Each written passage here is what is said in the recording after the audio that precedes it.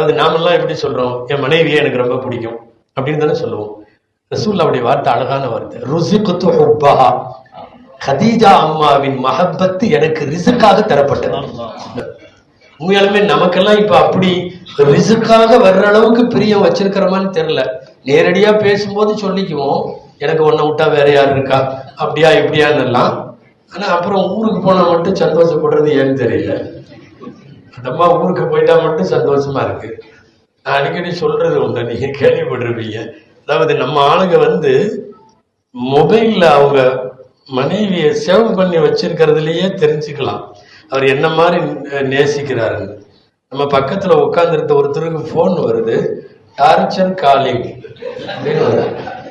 அவர் சேவை அப்படிதான் பண்ணி வச்சிருக்காரு, டார்ச்சர் காலிங் அப்படின்னு. கேட்க வேண்டியதே இல்லை, அவர் யாரு பண்ணி வச்சிருக்காருன்னு நமக்கு தெரியும். இருந்தாலும் ஒரு இதுக்கு கேட்கலாமேன்னு கேட்டா, யாரு அதான் 20 வருஷமா அது கூட தான் ஓடிட்டு இருக்குது அப்படின்னு.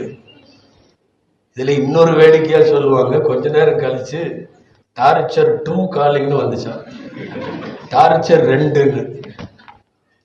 2 மனைவிக்காரரா போறோம் அப்படின்ட்டு. உங்களுக்கு என்ன 2 மனைவியா? இல்ல, ஒரு மனைவிக்கு 2 சிம்மு. முதல்ல இது டார்ச்சர், இது டார்ச்சர் 2.